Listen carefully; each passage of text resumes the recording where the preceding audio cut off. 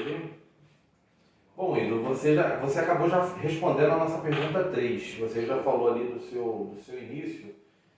Mas eu queria, eu queria que você botasse para a gente assim, com mais detalhes como é que foi o seu início no CEP. Quando a gente fala CEP, a gente vai dizer Sistema Elétrico de Potência. A gente sabe que a gente tem na concessionária, nas concessionárias, a gente tem pessoas que exercem atividade direta no CEP e tem as pessoas que desenvolvem os stakeholders, né? Olha, falei bonito. Normal, engenheiro. Eles são aquelas pessoas, a nossa rede de apoio, para que o eletricista lá na ponta ele traga o resultado do CEP, a gente tem essa galera toda por trás. Então, assim, no CEP, lá diretamente no CEP, quando isso começou, como é que foi isso? Começou no CEP mesmo ali por volta de 1999. Vamos botar 1900, já dá Você uma já quebrada de vê idade, que- né, velho? Nossa, você já vê que é atividade. Eu comecei a fazer meio que um apoio, né? A Light, a empresa que eu trabalho hoje, que eu já trabalhava, ela começou a fazer uma reformulação de pessoas, né? Então, com essas mudanças, a gente precisaram pegar os gestores da época, algumas pessoas, para apoiar os técnicos em campo. Então, eu comecei a ter que apoiar os técnicos para ajudar de alguma forma, porque acontecia um dinamismo muito grande a mudança. Muito grande, muito grande. Era, tipo, E aí, todos os meses eram 300 pessoas a menos. Né? Sem te interromper, mas tu olha, Já lá dando no de início, Faustão, dando de dando de Faustão. Faustão, tu olha que pro início da sua fala, você disse que você não tinha um planejamento no setor elétrico. E isso bate com a sua fala de agora, que quando a gente vai olhar para a linha do tempo, você conta ali a tua infância, aí você diz que você simplesmente se deparou com o Senai bateu na vida dele. Ele vai lá, entra, estuda e do nada aparece uma oportunidade de novo, bate na porta dele. Aí ele vai lá, faz o teste, entra, e aí de novo a empresa numa configuração, né, de necessidade, de oxigenação, de troca de colaboradores e tudo mais, parece de novo a oportunidade. Mas isso aí não seria o raio do cavalo que a gente fala até hoje?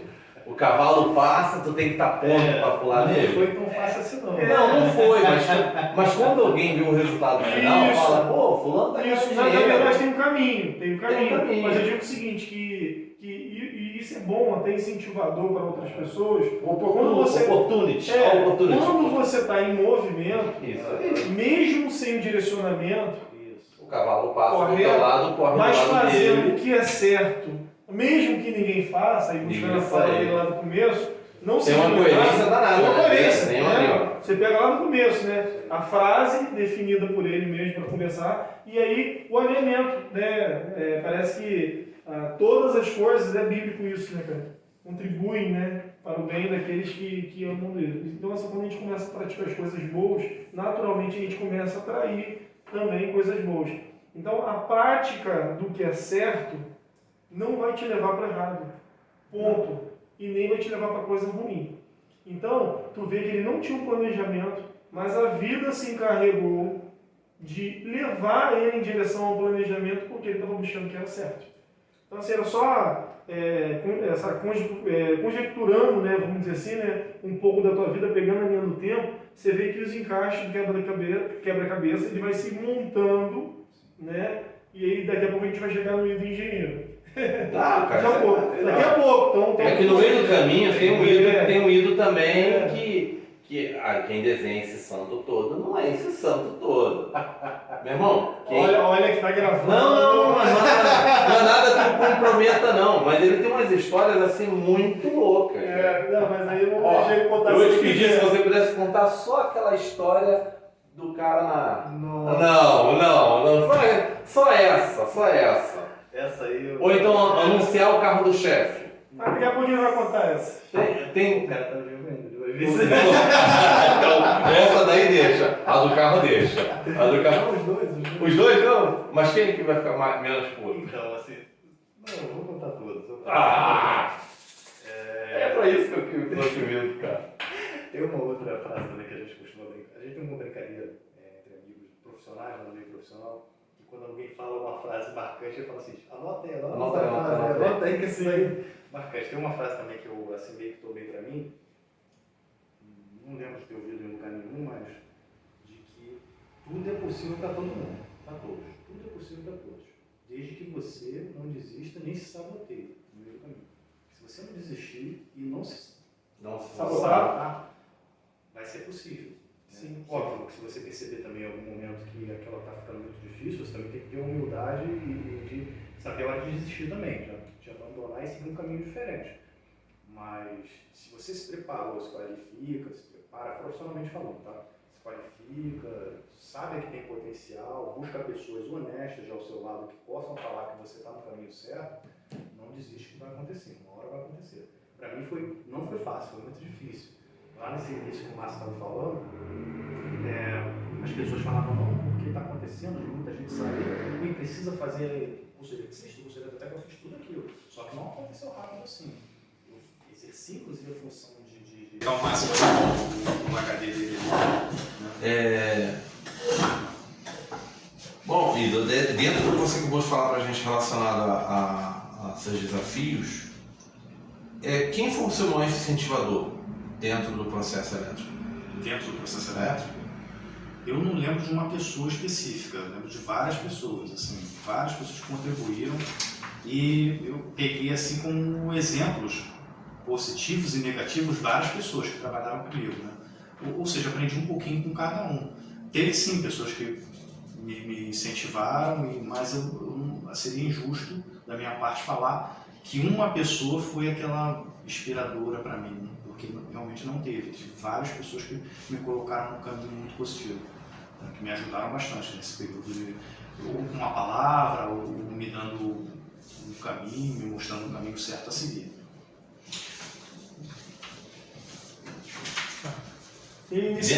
Dentro dessa moldura que você quer perguntar para ele, eu acho que isso aqui encaixa muito bem, sabia? Veja só. Sim. Então, vamos lá. A gente tem aqui uma curiosidade elétrica, tá? Que fala dos avanços tecnológicos no setor elétrico. Tá? Em 2021, houve avanço significativo em baterias de armazenamento de energia, sistemas inteligentes de gerenciamento de energia em residências, aumento da geração de energia renovável e avanços na adoção de veículos elétricos. Tá? Isso é uma curiosidade que a gente também gosta de passar, mas a gente dando continuidade aqui, e eu queria aproveitar, né, o Ido, como a gente sabe que ele já passou por vários caminhos no setor elétrico, já exerceu várias funções. Uma das funções que ele exerceu foi no setor de proteção, que é um setor bem técnico dentro do sistema elétrico de potência. E que se modernizou muito. Que se modernizou muito, muita coisa, e que é muito importante para o setor elétrico. Muito importante. Então eu queria que ele falasse um pouco aí para a galera o que é seletividade, circuito, como é que funciona, né? Como é que é a linha do tempo, vamos dizer assim, né? do sistema elétrico. E um pouquinho, abrir um pouquinho desse conhecimento para a galera, aproveitando esse conhecimento que você tem, forte. E aí logo em seguida o Márcio Leão ele vai estar fazendo a próxima pergunta e praticamente a gente vai estar caminhando, né? Já a conclusão. Então, assim, é o momento de você falar um pouco de forma técnica desse teu conhecimento que vai agregar muito aí para as pessoas que conheceram a sua história, né? E a gente também reconhecendo aí esse grande talento que é você, a gente queria ouvir um pouquinho de você sobre essa questão. O sistema elétrico nacional, né, interligado, ele na parte de transmissão interligado, não só o sistema elétrico interligado, como os sistemas de distribuição em geral pelo Brasil afora, são muito parecidos, eles não têm muita diferenciação, né? Isso na parte de média tensão.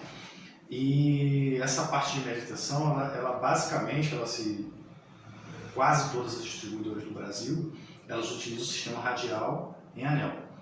E o sistema de proteção e seletividade, como você falou, ela é uma coisa, pode-se dizer, mais recente do uso aqui no Brasil, né? A gente tinha a proteção já de muitos anos, né? Equipamentos que fazem com relés, que fazem proteções, né? Com vários tipos de relés diferentes, mas não era muito usual no Brasil por questão de custo e tudo mais. E, enfim, na empresa que a gente trabalha, houve uma mudança de chave ali a partir do ano de 2013, se eu não me engano. A empresa estava performando mal com relação aos indicadores que foram criados pelo órgão regulador, de 35 ou 34 distribuidoras, ela vinha ali na posição 33 ou 32, algo desse tipo, e ela resolveu fazer diversos investimentos para mudar com robustez da rede e tudo mais.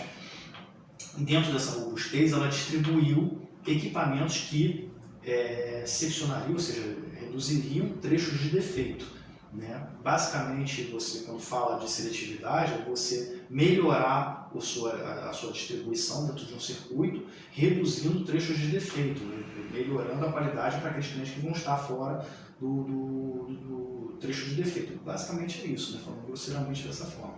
E aí você tem toda lá uma analogia que vem desde a subestação, que é a fonte geradora, né? A fonte que vai energizar lá o circuito.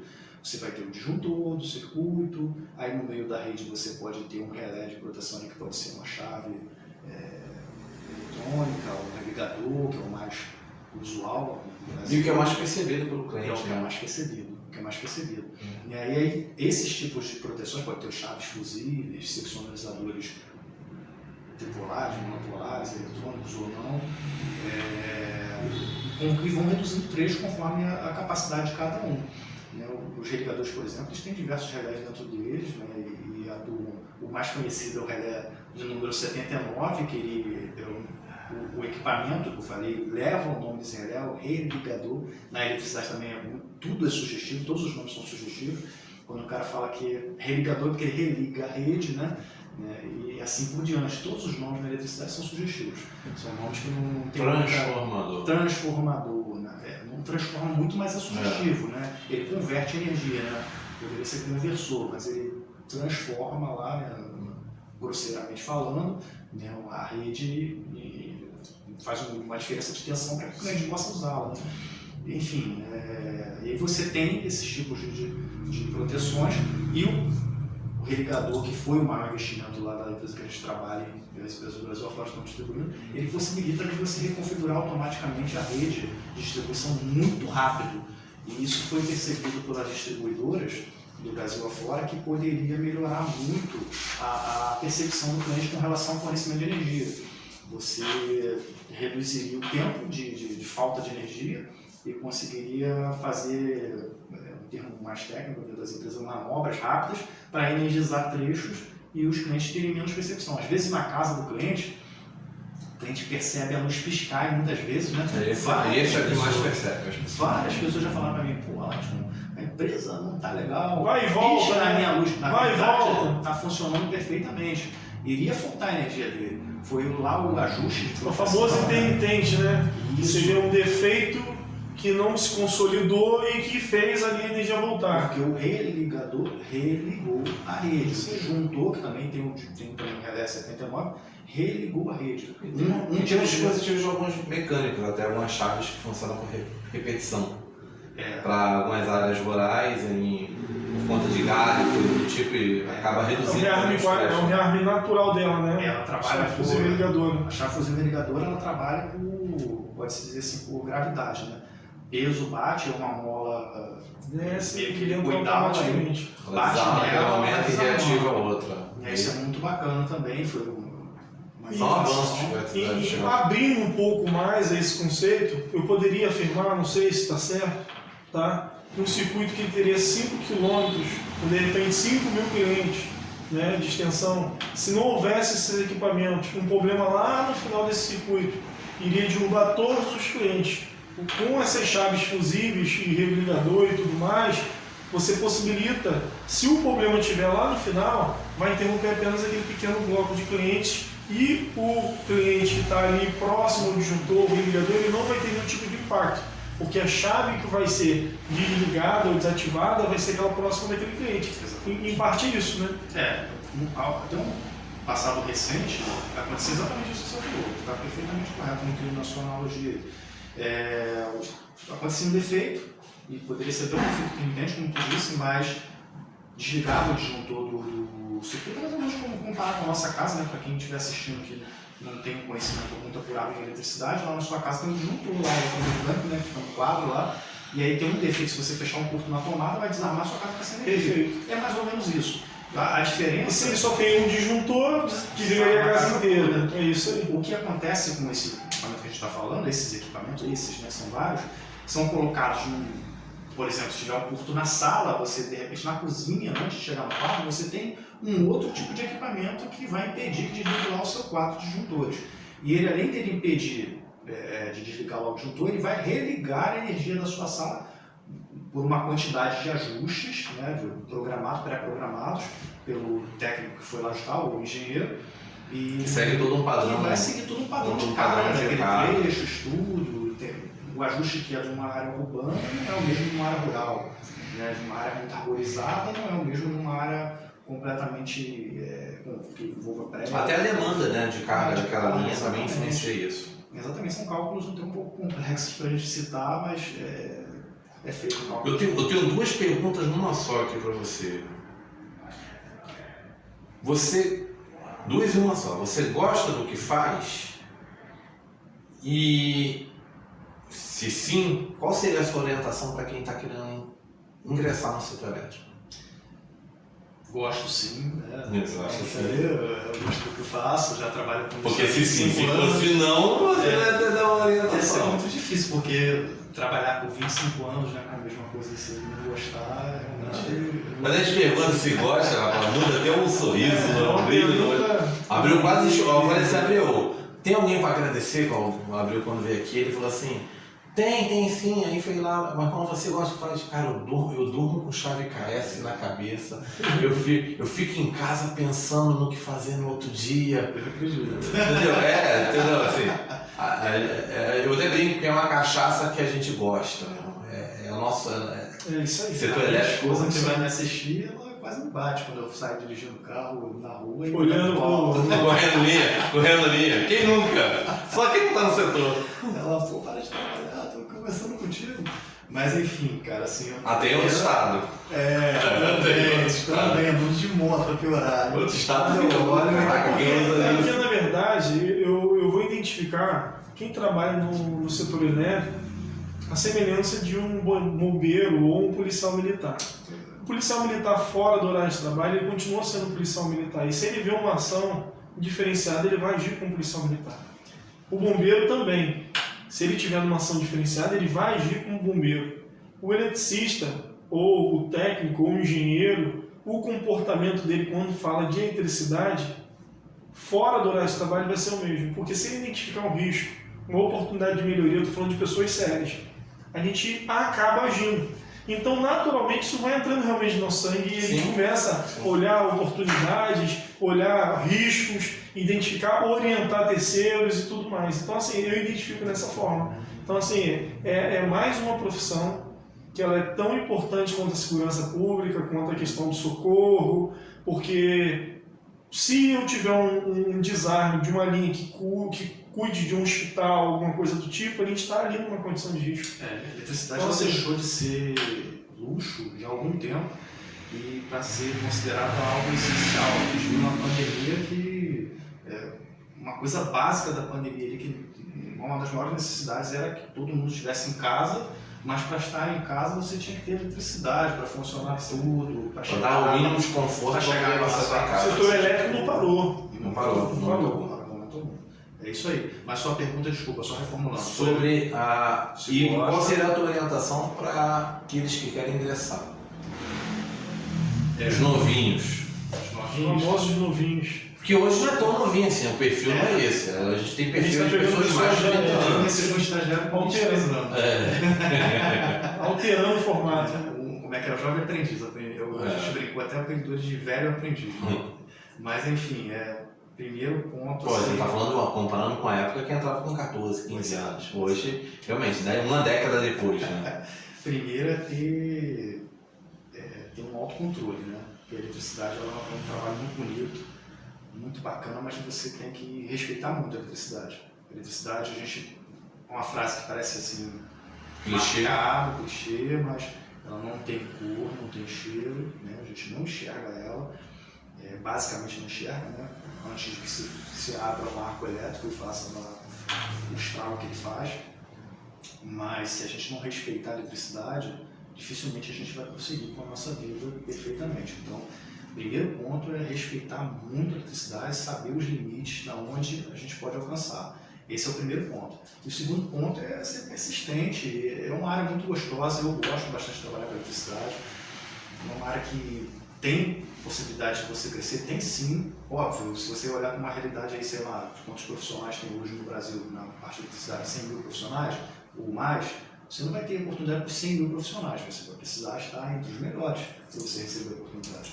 Então, busque estar entre os melhores. E é um terreno que ainda tem uma carência muito forte de bons profissionais. Muito. Quem se destaca consegue.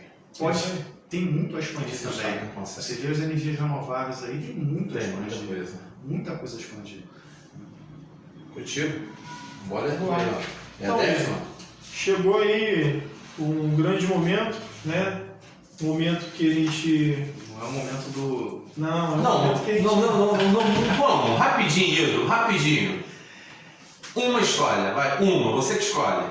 Caramba, uma história. Uma história, tem muitas. Isso, cara. Se a gente fosse trazer o Ida aqui só para contar as histórias de bullying da época, que Hoje não é praticado, né? Hoje, assim, depois de um período a gente passa a ter mais maturidade e entra na parte da gestão. Isso me ajudou muito a ter paciência. A gente estava conversando isso outro dia com os mais jovens. Até, como eu falei, peguei uma experiência do Márcio. O Márcio comentou outro dia, pô, mas fulano, fez isso, fez aquilo. O Márcio falou, pô, ele é jovem, cara, não ter paciência. Márcio, e aí eu falei, pô, eu lembrei de mim mesmo, da minha pessoa que eu lembrei. Eu até fazia uns 22 anos de idade, eu era terrível. Meus coordenadores tiveram muita paciência. Mas eu agradeço eles lá, Mas conta um caso, sem citar nome, conta um caso. eu acho Só um que caso. o pior que eu fiz foi fazer um bullying com o meu coordenador. Largo da Carioca? Largo da Carioca. Teve vários, né? A gente anunciou o carro do coordenador no jornal, que tinha um caderninho que era muito usado aqui no Rio de Janeiro, você vai lembrar, o jornal Extra, se não me engano. Sim. E aí a gente fez um rateio no setor, anunciou o carro do coordenador. Com um valor bem abaixo de mercado, Nossa, o telefone dele não parava de O tocar. telefone do cara não parava de tocar. O dia todo ele começou a xingar, ofender as pessoas dentro do setor. E, rapaz, eu não sei. A gente faz, são cada coisas assim. E esse do Largo da Carioca? Conta. Talvez tenha sido o pior do Largo da Carioca. O Largo da Carioca foi que tinha um coordenador que eu trabalhei, não vou falar o nome dele por respeito, óbvio. Mas ele sabe que é ele, sabe que é ele. Vai saber, e a gente voltando do almoço, nós fomos almoçar na 7 de setembro, ainda até no restaurante, Coliseu das Massas. Coliseu das Massas. Retornando da 7 de setembro, ele contando as histórias, me desculpe, mas o coordenador ele era aquele cara que só tinha vantagens, né? Aí eu e o outro colega combinamos, que estavam voltando com ele, que um dia a gente ia fazer uma pegadinha com ele, porque como ele era um cara que tinha só vantagens a contar, ele soltava pipa, por exemplo, nunca voava com a pipa, né? Então a gente, vamos pegar esse cara no teu pé, né? E aí eu inventei uma história andando na rua, só que lembrando aqui, só para lembrar, ele era meu coordenador, tá? E aí eu contei uma história assim fictícia, uma mentira. Que era do... Falei, eu vi no Fantástico. No Fantástico e tal. Que fizeram teste com médicos e testes de como é que se diz? Equilíbrio, né? Não, equilíbrio não, eu esqueci a palavra agora. Coordenação motora. Coordenação motora. E ninguém passou nesse teste, ele não sabia nem qual era o teste, ela falou, mas eu passo. Aí já olhamos um pro outro, o colega, eu falei, mas eu nem falei qual teste, ele, não, eu passo. Qualquer coisa que se passar, eu passo. Pode falar que eu passo. Isso no meio do Largo da Carioca. Eu falei, não. A confiança dessa é boa, né? Aí eu falei, pô, esse cara é bom mesmo.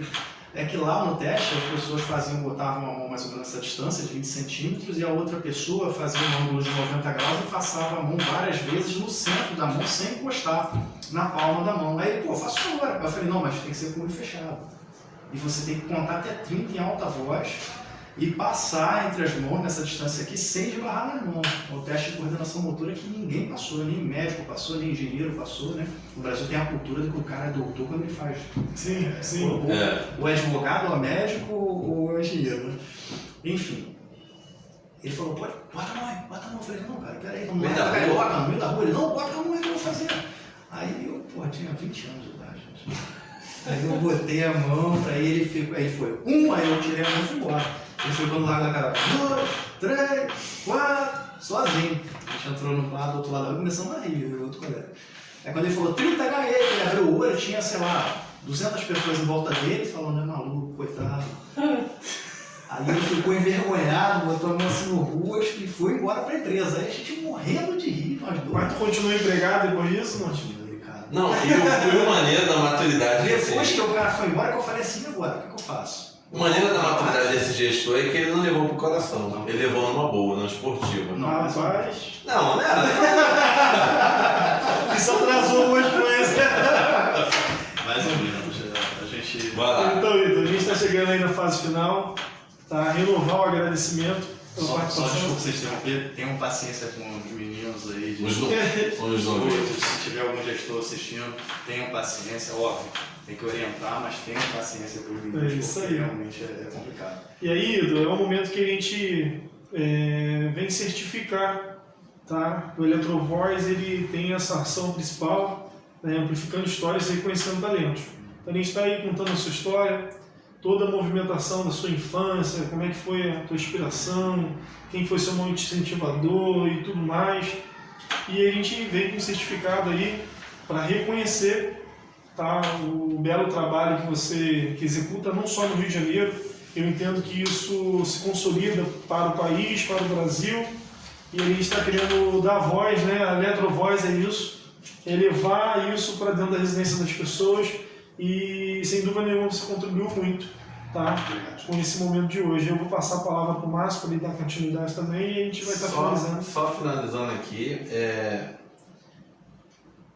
assim, agradecer a tua participação, agradecer as histórias. A gente podia ter ficado aqui, eu acho que, sei lá, 5 horas, e tranquilamente nossas esposas estariam arrancando os cabelos e dando bronca, xingando a gente à distância, mas a gente tem um tempo limitado. Então, assim, eu vou ler aqui o provérbio que o Ido escolheu, que ele diz o seguinte: prudente percebe o perigo e busca refúgio. O inexperiente segue adiante e sofre as consequências. Isso ressalta a importância da imprudência e da preservação de perigos no trabalho. Então, não foi muito prudente, né? Mas a gente entende que a carreira em si fala muito mais do que O vídeo fala mais do que a fotografia. Isso aí, define. É isso. Então, assim, a gente só tem a agradecer. O nosso projeto é esse mesmo, ouvir histórias de reconhecer talentos dos nossos colegas. Fico feliz em poder ter você aqui. Tem muita coisa que vocês não vão poder saber, porque tem muita história de corredor, mas quem sabe, de repente, uma próxima vinda, em um outro momento. Acredito eu que a ideia do projeto Eletrovoz, ele vem para falar da indústria e do segmento de modo geral. Então, o nosso projeto, independente aonde nós estejamos trabalhando, vai continuar, e a gente espera que daqui a pouco a gente tenha um Ido de novo aí conosco aí, de repente com uma estrutura melhor. Hoje ó, Abril, obrigado, na tua vinda teve água de coco, o amigo hoje teve cafezinho e bolinho, então assim, devagarzinho tá acontecendo as coisas. É isso aí. Pessoal, boa noite. Boa noite a todos. todos. Agradecer aí, tá? Eletrovoz com vocês, não abandonem a gente não, tá? Tudo é possível. Não deixe de visualizar o vídeo, encaminhar para os seus amigos, dar o joinha, que a gente depende desse trabalho de vocês aí, tá? De divulgação. E a gente vai ganhando voz, vai ganhando possibilidade através da oportunidade que vocês estão dando pra gente. Até deixar comentário também, pode reclamar, não gostou também. O primeiro vídeo a gente já tá com mais de 300 visualizações, isso já demonstra que a galera tem abraçado a causa. Então não vai ser diferente do segundo. Se tiver ruim, também fala lá. Pode sinalizar, tá ruim melhora. Tá ruim pra caramba. Vamos melhorar, a gente tá aqui pra isso. Galera, muito quiser obrigado. deixar uma pratinha também, deixa uma pratinha, a gente vai conseguir, cara, mas é com a ajuda de vocês, tá bom? Tamo junto, É isso, tá bom? Valeu. Um abraço, boa noite. pessoal.